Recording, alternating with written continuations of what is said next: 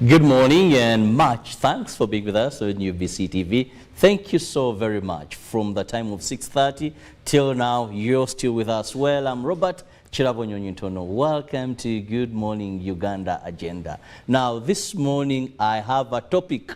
Ladies, come closer. And of course, men of the 21st century also come closer, because we are going to be discussing something very important, and that is dermatological care. Now, what do we mean? This is something why you should listen, why you should watch till the end, because I have a very interesting person who happens to be a problem skin specialist. Now, most of the times we spend lots of money on our skin, even when we shouldn't. Yet there are simple things that we should do just to have a skin as healthy as mine, and even better. Sometimes you go into a lot of makeup, sometimes you go into, yet they're just basics. Now, join me, welcome, that is Stephen Mukisa, who happens to be a problem skin specialist. You're most welcome. Thank you very much. I'm delighted to have you now when we are talking skin. The other thing about Stephen, he's a biker, under the Uganda bikers, and of course I am. So there's so much that bonds us together. But today we are discussing issues regarding the skin. Now, Stephen, first and foremost, when we talk about dermatological care, what is this all about? Basically, dermatological care, there is no big magic about the word. Let's just break it down a little bit. Dermatological, derma is basically the dermis, the skin, all right? The dermis, the outer layer of the skin. That's what we are talking about. So dermis is the skin, and the study of that skin is dermatology, and the dermatological care basically means that kind of skin care, the treatment of diseases, disorders, all. We work on all that. At least I remember a little biology I did. One of the things that was examinable was the skin. So you draw the skin, then they would ask you to name different parts of the skin. But away from that, now, what are the common skin problems? Because I see people, this, that, but what are some of those common before we zero to one that I know many people are interested in? Skin problems are many. There are quite so many, and everybody comes with a different concern of the skin. The biggest, commonest kind of skin care problem that most people come with, especially things like melasma. Melasma is the same as namakura. Yeah. Lots of people come to me with those problems. And then other problems include complexion problems. Most people want to wear their skins different ways. I always believe that skin is like a jacket or a dress or anything, and you can wear it the way that you want to wear it. But you have to make sure you're wearing it the right way. If you want to wear your skin dark, it's okay, wear your skin dark. If you want it light, you can wear your skin light, but know how to wear it light. You understand? Most of the biggest skin problems that we have come from people wearing their skins the way they want to, but the wrong way, using the wrong methods.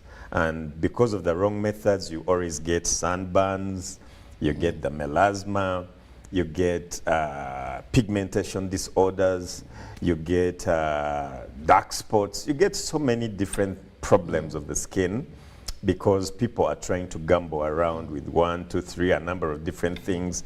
And then there's also a lot of skin advice from so many skin experts who say, oh, I use this, try it, it worked for me. You try it, it doesn't work. Another person says, oh, try this, my auntie tried it. You try it, doesn't work. So most people always end up with dressing tables that look like mini cosmetic shops. Full of things that they've tried to use and they're not working. Okay, that creates a lot of desperation as well. You have layers and layers. They put first layer, second layer, third layer, and you're like, well, I was told the skin has to breathe. But now at what how will it breathe through 4 or 5 layers? Definitely. The skin is definitely supposed to breathe because it has the pores on it, and the pores basically are those little holes that you see on the skin, and they are meant to pour. That's why they call them pores anyway. They pour. What do they pour? They pour out the sweat, and the sweat carries a number of toxins. Okay, so there are a number of detoxification organs that we have on the body, in the body and on the body. The skin is one of the detoxification organs. The liver is one of the detoxification organs. The kidney, the lungs, the heart, they all work together to keep our bodies clean and healthy. So basically, the skin as one of the detoxification organs also helps to detox the body by pouring out through the pores.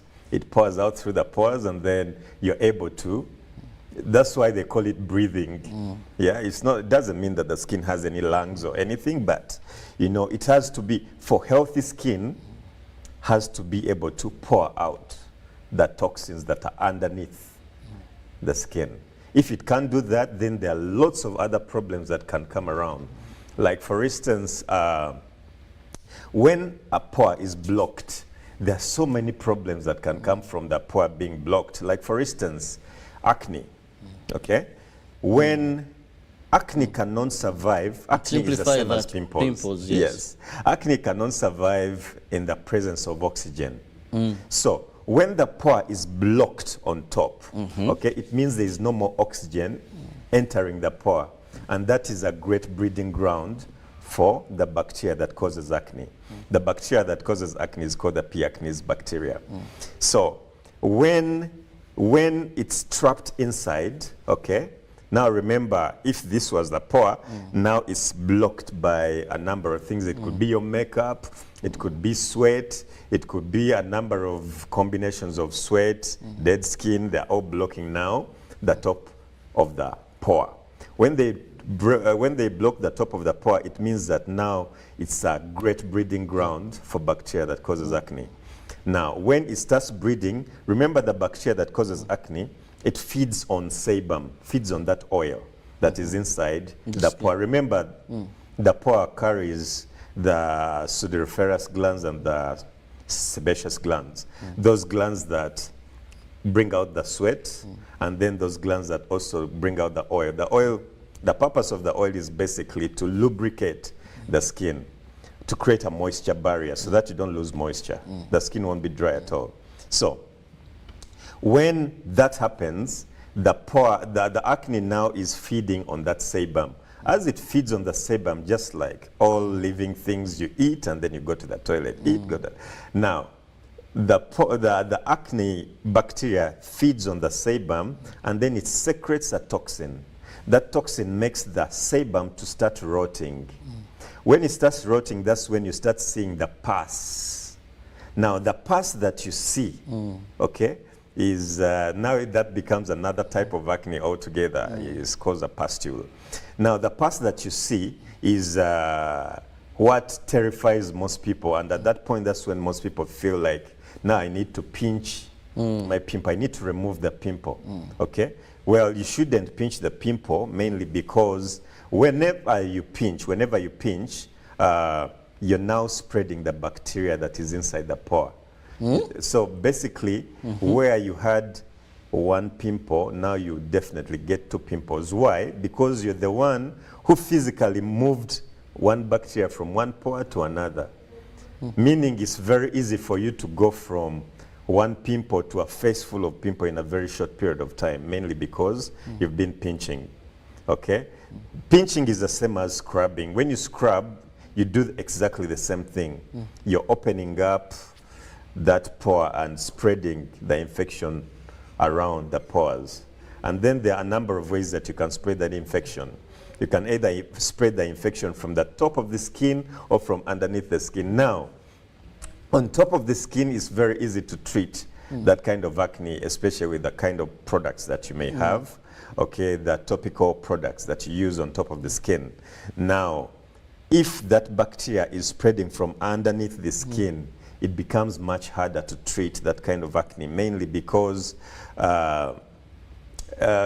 because now you have acne that is all over your skin but has no heads. You touch the skin, you don't see a pimple on top, but inside you start feeling infections underneath, pimples underneath the skin. Now that is actually the toughest kind of acne to treat, mainly because you can't see it. It's underneath the skin, it has no head. It basically infiltrated the skin from underneath, and you can have a number of them that are you know, flowing through your skin, and it can become very disastrous and very, very hard. It's going to affect your self-esteem. It affects a number of people's self-esteem, definitely. Yes. People could be looking at your beautiful hair, and you're thinking, they must be looking at my bad skin. Or they could be looking at your nice clothes, and you think they are looking at your skin. So basically, it affects you in a number of ways. It will affect you psychologically, it will affect you physically, it will affect you in a number of ways. Now, what is the right treatment for acne? Basically, there are a number of treatments. There are a number of treatments that are meant to treat acne, and most of these are basically antibacterials. Okay, because remember, we are dealing with bacteria, so we are using antibacterials. Okay, there are a number of ingredients that can treat acne. There is benzoyl peroxide, salicylic acid, there is sulfur, there is there are quite a number of them. Yes, yes. I cannot say all of them right here, but so some of those are actually medicated ingredients. But lately, the companies that make products that help to fix acne, they make what they call cosmeceuticals. Cosmeceuticals are products that are part pharmaceutical, part cosmetic. Okay? They are half-half. They are meant to beautify and treat at the same time. So that's why you find cosmetics that have benzoyl peroxide. Benzoyl peroxide is pharmaceutical, but you find it in cosmetic, basically meant to treat the acne. And then you find other pharmaceutical ingredients like salicylic acid. Salicylic acid is pharmaceutical, but it's mixed in a cosmetic to work, to help to fix acne. So basically, there are a number of things that you can do to make sure you prevent acne. You can use those cosmeceuticals, or alternatively, if depending on what the trigger of your acne is. That there are so many triggers of acne. It could be hormonal imbalances. Okay, hormonal imbalances come in a number of different ways. It could be hormonal imbalances that are induced by, say, pregnancy. Okay, when people are pregnant, they can definitely get some acne. There could be hormonal imbalance that is induced by say, stress. When people are stressed, there are a lot of hormonal fluctuations. So basically, you could also get acne like that. And then there people could have change in diet. Change in diet can also cause hormonal fluctuations. So that could also bring you acne. And then sometimes also eating certain oils like the polycirculated fat, things like margarine, you know, those vegetable oils. Okay, sometimes they also cause the fluctuations. So basically, there are a number of ways that you can try to prevent your skin from getting acne. And then the other thing is touching your skin. Most of the times you touch money, touch door handles, you touch so many things. Now, when you touch all these things and then you touch your face, there's a way you're going to spread the bacteria and put it on your skin. The other thing is lots of people are doing makeup these days, yeah?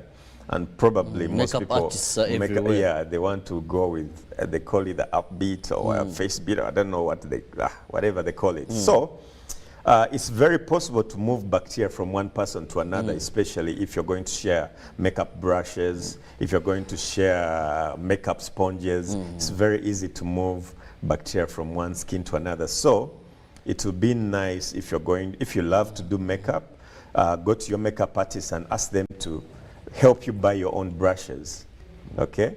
You tell them, okay, I'll do my makeup from here, but I need help to buy some good brushes. So they buy you brushes and you'll be using your own brushes. You go to them, they could use their own makeup, but you're using their brushes, your own brushes that you bought. That is also another way of making sure you prevent acne spread and acne on your skin. Well, very interesting information here regarding how to take care of your skin. Now, another challenge we always have are collagens. Now, when you talk about this problem also, you know, some of these terms, I want you first to simplify that for our viewers to understand. Like when we used acne, someone sent me a message saying, what is that? I said, no, pimples. Okay, Barabe. So that is also another problem that disturbs so many people with their skin, and they get confused. Then today we have experts. I mix this for you, I mix that for you. So how best can this problem be handled? Basically, lately there's people are really crazy about collagen lately, and it's understandable. More people are becoming more and more self-aware, okay?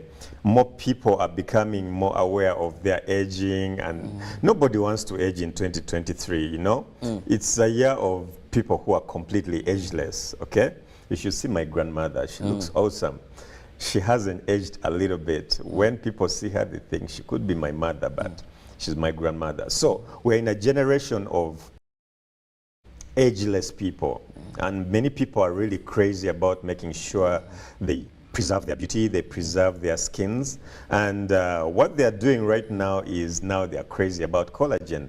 Collagen is simply, let me simplify collagen for you. Collagen is like the super glue, the glue that puts the skin together, okay? The skin has a number of different fibers, but the collagen is what puts it together in one piece. Now, when that glue reduces, you start seeing skin that is slackening. It's like putting on a socks. You know, when we were kids, we would wear our socks. You know, you pull up your socks and they're really high. But as time goes on, they lose elasticity. When they lose elasticity, you start pulling it up and it falls down. Pull it up, it falls down. So basically, collagen and elastin come together and they help the skin to stay in one place, okay? Making sure that at least when you smile, the smile doesn't stay. There are so many people who smile and then the smile stays, okay? Get that? They stay with the smile lines. There are also people who frown and the frown stays. 24/7 they have a frown on their face, okay? Mainly because their collagen has run out and the skin is not plumped up anymore, and it cannot frown and go back, okay? Meaning the skin has lost that elasticity. It has lost the collagen in it. It has lost that ingredient that helps to plump it up. Now, there are a number of ways that people can try to get back that collagen in their skins, okay? There are mechanical ways, like for instance, at our clinic, there is what they call collagen replacement therapy. Collagen replacement therapy, when you do collagen replacement therapy, you basically use microneedling. Microneedling is basically causing small little punctures on the skin so that the skin can start producing that collagen in order to repair those little punctures that you put. So as it repairs, it produces more collagen and more collagen. So you end up with more collagen on the skin, and the skin becomes more plumped up. But there are also natural ways in which you can be able to gain some collagen in the skin. One of those things that you can do is you supplement. Most people don't like supplementing, but it's very, very important to supplement.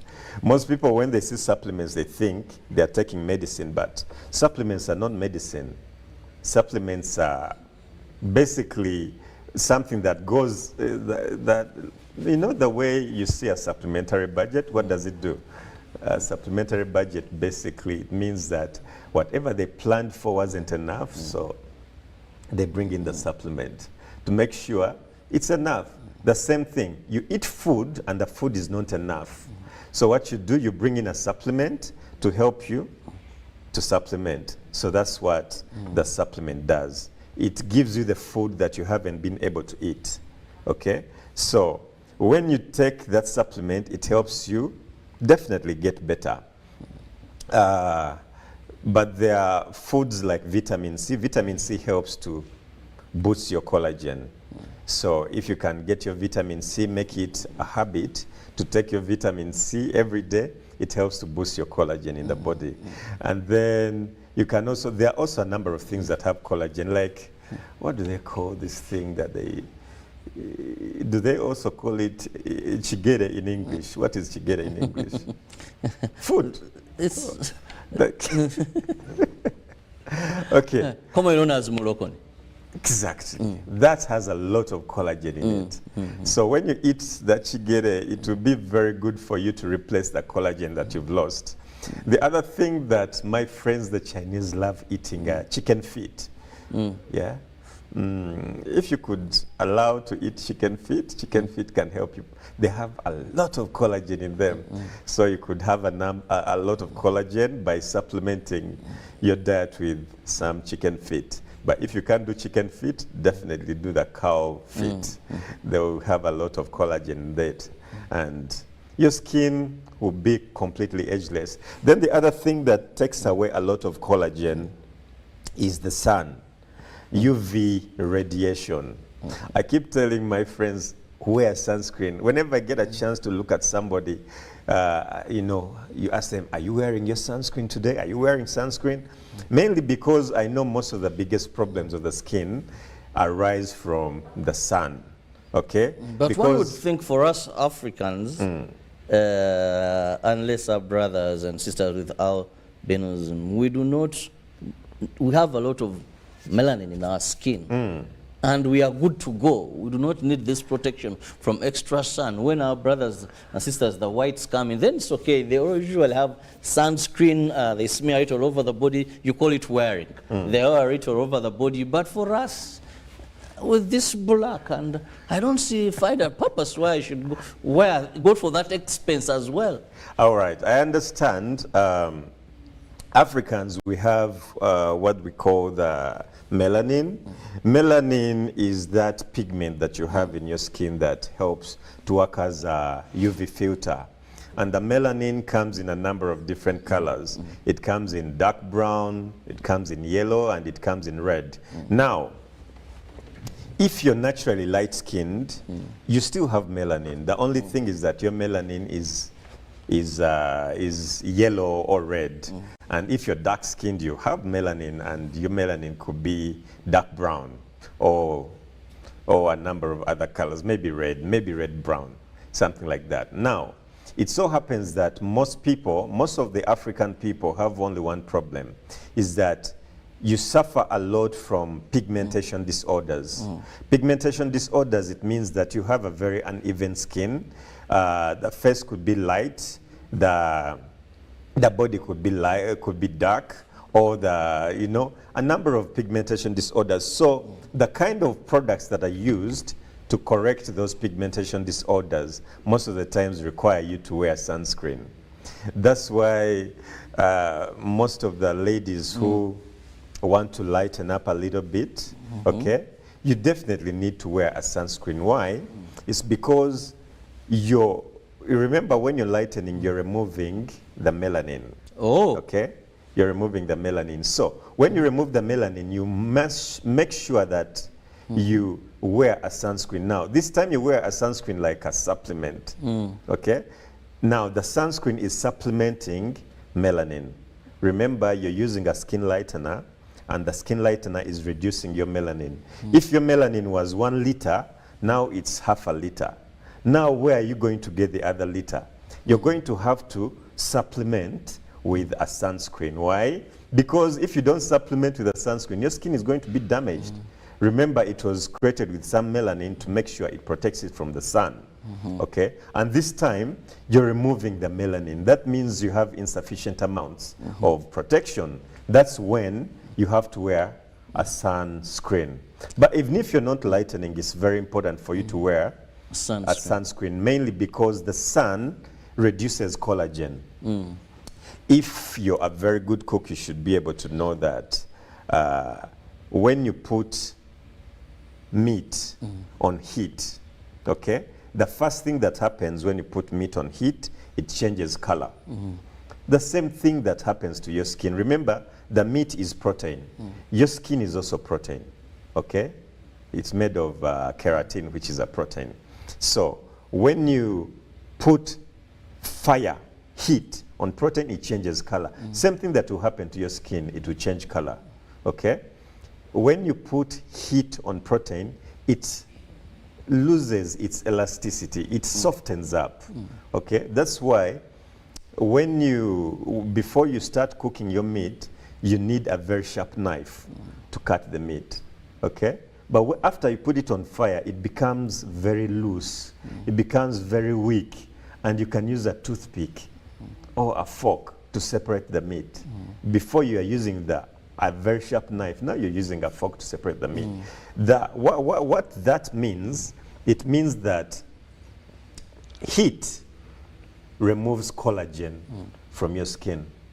That's why the skin easily separates. Remember, I told you that collagen is like the glue that puts the skin together. Okay? Now, when you put it on heat, that glue reduces. And that means the skin slackens and ages very quickly. You understand? So, just as an anti-aging mechanism to make sure you don't age easily, wear sunscreen even if you're not lightening your skin. Well, that is very interesting. Now, I have a few messages from our viewers, and please keep those messages coming in. One says, good morning, UBC. For me, I would like to learn more about ensundo and fungal infections. Well, hi, thanks for the show. Then we have another one. Says, good morning. Okay. This is, hello, I'm Joe. Please talk about some terms here. Good morning, contact of Mr. Stephen Mukisa, the skin specialist you're hosting right now. Thank you. Okay, but please, I also need your name. He will give it out for you. Let's first go with this because time is flying. Said ensundo and fungo. Now, these are also skin challenges. Really. Yes. Lots of people have those little things called ensundo. Ensundo, could call it keratosis. Basically, it's an accumulation of keratin in a particular area. Okay, lots of people have them. And the way we treat them, there used to be a lot of local ways of being able of treating those little things. Some people used to put sap. Back in the village, they used to put sap from a tree, a certain tree, and then you put on ensundo, and then it goes away. All right. Now, we use other methods right now to get rid of that ensundo. We use laser. Okay, we can use laser to get rid of them. Sometimes we can do cryosurgery. Cryosurgery is the use of liquid nitrogen to get rid of the ensundo. Basically, those are some of the things that we do to get rid of that. But what causes them? It's a disorder of the keratin cells. Okay, it's a disorder of the keratin cells whereby they accumulate more, they build more and accumulate in one particular spot. They keep piling up until you see something, pilaris, you see something that is on top of the skin and all accumulated on top of the skin in one particular spot. So you're going to have a number of those, yeah? It's basically a disorder, but usually once you use a laser on them, they go completely and they don't come back unless if you get new ones popping up. That is when you're going to come back and then they work on those ones too.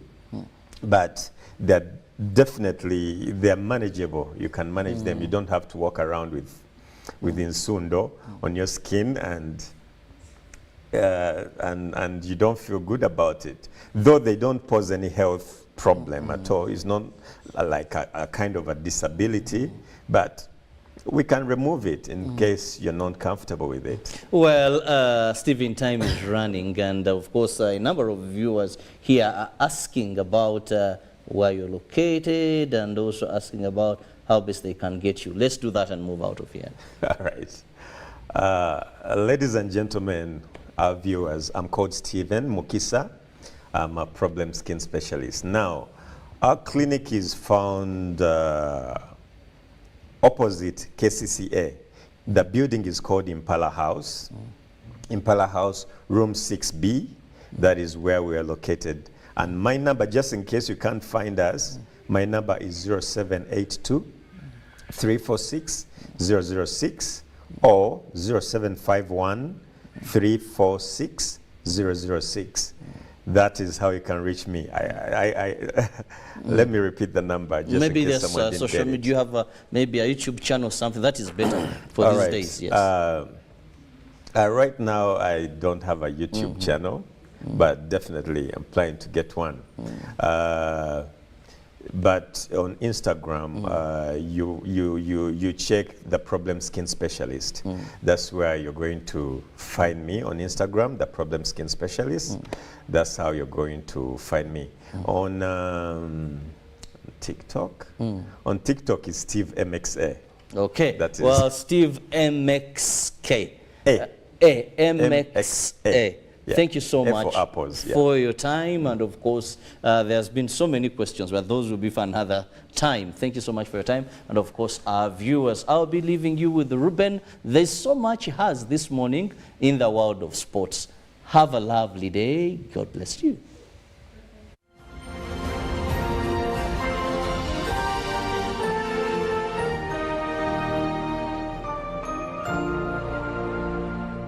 Live from UPC Studios in Kampala, this is Good Morning Uganda.